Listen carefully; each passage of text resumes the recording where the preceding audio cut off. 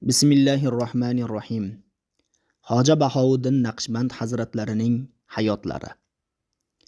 Mashhur avliyo Naqshbandiya tariqatining asoschisi Hoja Bahouddin Naqshband Hijriy 718 milodiy 1318-yili Buxoro shahrining Qasr Hinduvon qishlog'ida tavallud topib, Hijriy 791 milodiy 1389-yili mana shu joyda vafot etganlar.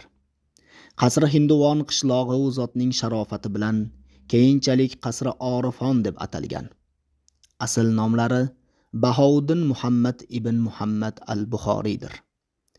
Rivoyatlarga qaraganda, Hoja Bahouddin Naqshband hazratlari tug'ilmaslaridan avval Hojagon tariqati shayxlaridan Muhammad Boboyi Samosiy muridlari bilan Qasri Hinduvondan o'tib ketayotib, bu yerdan bir yigitning hidi kelmoqda. Yaqinda Qasri Hinduvon Qasri Orifon bo'ladi deganlari aytiladi. Bahouddin hali 3 kunlik chaqaloqligida Boboyi Samosiyning Qasri Hinduvonga kelganini eshitgan bobolari uni Boboyi Samosiyning huzuriga olib boradilar.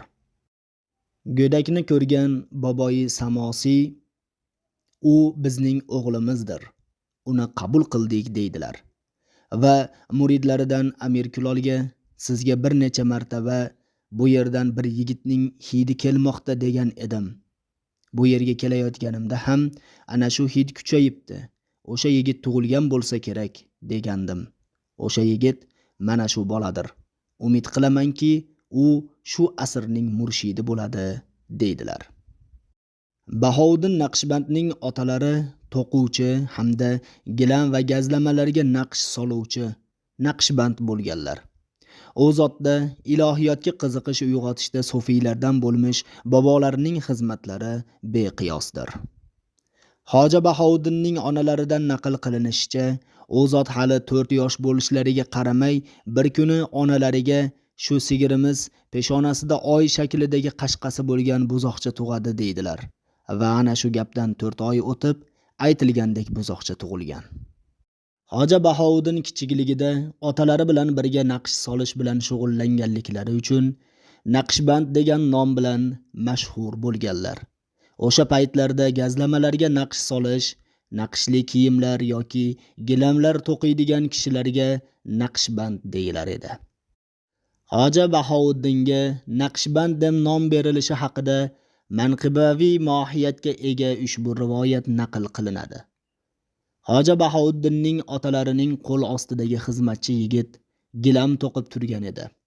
O'sha paytlarda 10 yoshda bo'lgan Hoja Bahouddin uning yoniga bordilar va yigitning joyiga o'tirib, mokini 1-2 marta qimirlatdilar.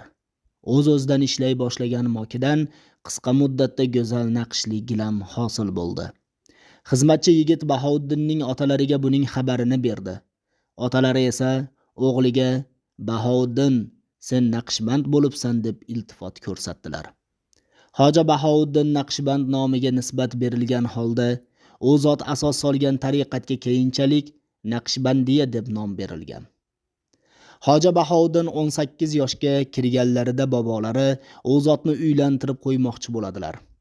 Ehtimol unashtirish marosimida Boboyi Samosiy ham ishtirok etishini xohlagan bobolari u zotni taklif qilish uchun Bahouddinni Qasri Orifondan Buxoroning Samosiy qishlog'iga jo'natadilar.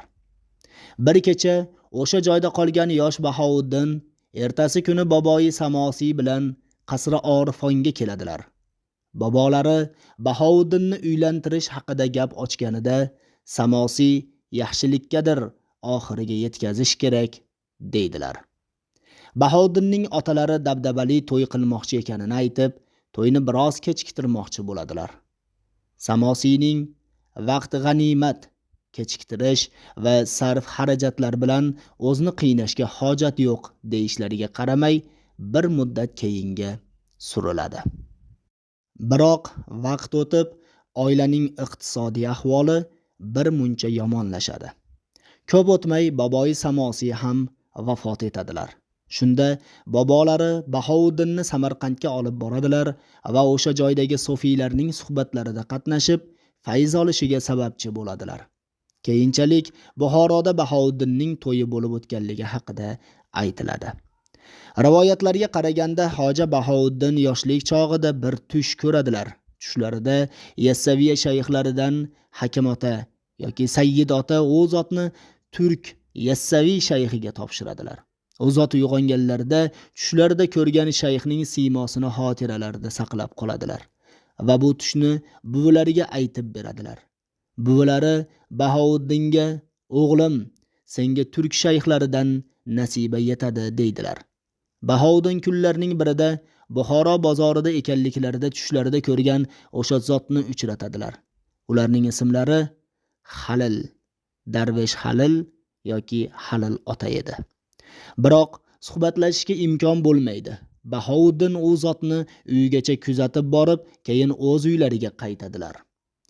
Oqshom bir xabarchi kelib, Darvesh Halil, bir rivoyatga ko'ra Shayxzoda Halil sizni chaqiryaptilar deydi. Juda quvonib ketgan Bahouddin Darvesh Halilning uyiga boradilar va suhbatlarida bo'lib ko'rgan tushlarini aytib bermoqchi bo'ladilar. Biroq Darvesh Halil "Ul kim sening ko'nglingdagi bizga ayondir. Aytmoqqa ne hojat? Sening ko'nglingdagi narsa bizga ma'lum, aytishing shart emas" deydilar. Shundan so'ng Bahouddinning u zotga bo'lgan bog'liqliklari va muhabbatlari yanada oshadi va Darvesh Halilning suhbatlariga qatnashda davom eta boshlaydilar. Bu paytda Hojagon shayxlaridan Boboyi Samosiyning xalifasi Amir Kulol Bahouddinning oldiga kelib, "Boboyi Samosiy hazratlari, o'g'lim Bahouddindan ma'naviy tarbiya va shafqatingni darig' tutmang. Aks holda sizdan rozi emasman" degan edilar. Hazratning vasiyatida qusur qilsam odam bo'lmayin deydilar va ishora yo'li bilan Bahouddinni o'zlariga intisob qilishi, bog'lanishini so'raydilar. Biroq bu davrda Yassaviy shayx Darvesh Halilning suhbatlarida ishtirok etishda davom etib turgan Bahouddin Naqshband Amir Kulolning bu taklifini rad etgan ko'rinadilar. Bir muddat o'tib Darvesh Halilga Mavaraun Nahr podshohligi beriladi va Sulton Halil deb atala boshlaydi.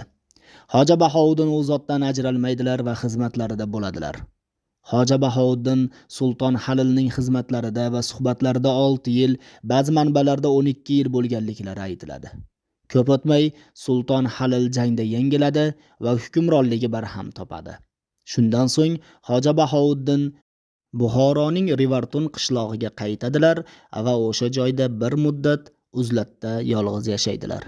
Bahouddin Naqshbandning mazkur Sofiy podshoh bilan 12 yil birga bo'lganliklari hisobga olinsa, Hijriy 735-747, milodiy 1335-1346-47 yillari, ya'ni 17-29 yoshda ekanliklari ayon bo'ladi. Rivartun qishlog'iga qaytgan Hoja Bahouddin yolg'iz va jazbali hayot kechira boshlaydilar. Jazba bu o'zini yo'qotish darajasidagi zavqlanishdir. Bu davrda u zot Buxorodagi avliyolarning qabrlarini tez-tez ziyorat qilar edilar. Bir kuni tunda qabrlar tepasidagi chiroqlarning moyi to'la bo'lishiga qaramay, piligi qimirlatilmagani uchun kam yorug'lik taratayotganini ko'radilar.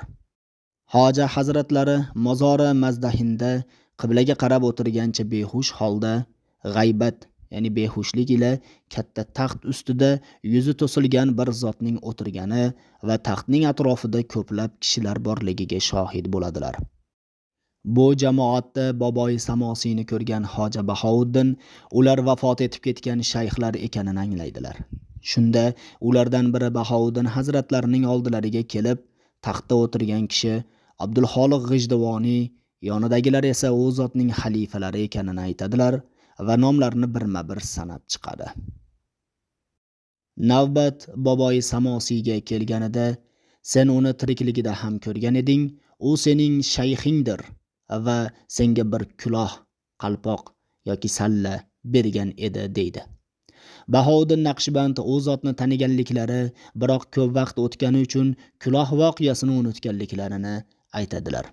U kishi kuloh ya'ni qalpoq sening uyingda turibdi va senga shu karomatni berdilarki, keladigan balolar sendagi baraka tufayli daf bo'ladi deydi. Keyin o'sha odamlar yaxshilab quloq sol, Hoji Abdulxoliq sayru sulukda senga asqatadigan narsalarni aytadilar deyishadi. Hoji Abdulxoliq hazratlari yuzdagi pardani ko'taradilar va tasavvufiy ilmning boshi, o'rtasi va oxiri haqida saboq beradilar. Keyinchalik G'ijduvoniy ruhoniyatidan fayz va saboq olgani uchun Hoji Bahouddinga Uvaysi nomi beriladi va u zotning haqiqiy murshidi sifatida Abdulxoliq G'ijduvoniy e'tirof etiladi. Abdulxoliq G'ijduvoniyning so'zlaridan ba'zilari quyidagicha edi. Ana shu sen ko'rgan chiroqlar senga bir ishoradir. Senda bu yo'l uchun qobiliyat bor. Biroq qobiliyat piliklaringni qimirlatish lozimki, yorug'lik bo'lsin va sirlar zohir bo'lsin. Hamisha dinning amr va taqiqlarini bajarish, azimat va sunnatga amal qilish, ruxsat va bid'atlardan uzoq turish kerak. Hazrati Payg'ambar alayhissalomning sunnatlariga amal qilib, hadis va sahobalarning so'zlarini chuqur o'rganish lozim. G'ijduvoniyning nasihatlaridan so'ng xalifalari Hoji Bahouddindan uyidagi Ali Romitaniyga tegishli bo'lgan kulohni olib, Nasafda yashayotgan Amir Kulolga olib borishini aytadilar. Bundan tashqari u zot mushohada qilgan mazkur holning ro'y rostligiga alomat bo'lishi uchun Bahouddin Naqshbandga yo'lda duch keladigan ba'zi hodisalar haqida avvaldan xabar beradilar. So'ng Bahouddinni turtib uyg'otadilar va u zot hushlariga keladilar. Erta tongda Rivartun qishlog'idagi uyiga kelgan Bahouddin Naqshband qarindoshlaridan kulohni so'raydilar. Ular kuloh ancha vaqtdan beri mana bu joyda turibdi deb joyini ko'rsatadilar. Hoji Bahouddin kulohni olib yo'lga tushadilar. Tushda aytilganidek yo'lda ba'zi hodisalarga guvoh bo'ladilar va nihoyat Nasafga yetib Amir Kulolning huzuriga kiradilar. Kulohni Amir Kulolning oldilariga qo'yganlarida ancha vaqt sukut saqlab qolgan Kulol bu azizon, ya'ni azizlarning kulohimi deydilar. Bahouddin Naqshband ha deganlarida Amir Kulol bu kulohni ikkita mato orasida saqlashinga ishora qildilar deydilar. Bahouddin Naqshband esa buni qabul qiladilar. So'ng Amir Kulol Bahouddin Naqshbandga zikrni talqin qiladilar va kalimai tavhid, inkor va isbotni maxfiy, ya'ni ovoz chiqarmasdan zikr etishni tayinlaydilar. Shu ko'rinishda Amir Kulolga intisob qilgan Hoji Bahouddin tushlarida Abdulxoliq G'ijduvoniydan olgan amrga binoan azimatga amal qilib, jahriy, ya'ni ovoz chiqarib zikr qilmaganliklarini aytganlar. Amir Kulolning takiyasida kechalari jahriy zikr majlislari tashkil qilinar edi. Suhbatlarda qatnashgan Hoji Bahouddin jahriy zikr boshlanganida takiyadan chiqar va zikrda ishtirok etmas edilar. Bu holat ba'zi muridlarning g'ashini keltirar va gap so'zlarga sabab bo'lardi. Bir kecha Amir Kulolning takiyasiga borganlarida suhbatga kiritilmay tashqariga chiqarilgan Hoji Bahouddinning to vaqti saharigacha takiya ostonasida qor sovug'ida kutganlari va bomdod namoziga chiqqan Amir Kulol u zotning bu holini ko'rib muhabbat bilan takiyaga qabul qilganlari aytiladi. Bu mavzuda u zot shunday rivoyat qilganlar.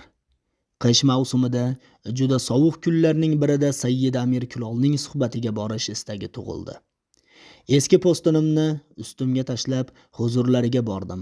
Amir Kulol hazratlari darveshlar bilan o'tirar edilar. Muborak nazarlarini menga qaratib, "Bu kim?" deb so'radilar.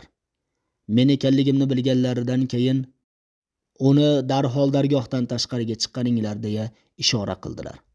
Tashqariga chiqqan vaqtimda sal qolmasa nafsim menga isyon qilib taslimiyat, bo'ysunish va iroda tizginlarimni qo'limdan ola yozdi. O'sha onda menga ilohiy ko'mak yetdi. O'z-o'zimga bu xo'rlik va haqirlikka Allohning roziligiga erishish uchun chidayman. Bu yo'ldan voz kechish to'g'ri emas dedim. Va darrov boshimni dargohning ostonasiga qo'ygancha har qanday hol zohir bo'lsa-da bu ostonadan boshimni ko'tarmayman dedim. Ayni paytda qorning yog'ishi kuchaygan, havo juda sovuq edi. Tong otishiga oz vaqt qolganda Sayyid Amir Kulol dargohdan yoki uydan chiqdilar. Muborak oyoqlari bilan meningdek zaif bandaning boshini bosdilar va meni ostonadan olib ichkariga kiritdilar. Hushdan ayrilgan holda ekanman, o'zimga keltirdilar. Hazrat: "Ey o'g'lim, bu saodat kiyimi sening bo'yingga mos bichilgan deya xushxabar berdilar hamda oyoqlarimdagi tikan va xas-xashaklarni chiqarib tozaladilar. Hoji Bahovuddin hazratlari yillar o'tib o'z muridlariga bu voqeani aytib berar va har kun tong saharda uydan chiqqanimda ajabo birorta murid boshini ostonamizga qo'yibdimi deb eslayman der. So'ng esa afsuski hozirda hamma shayx bo'lib ketgan, murid qolmagan deb qo'shib qo'yar edilar.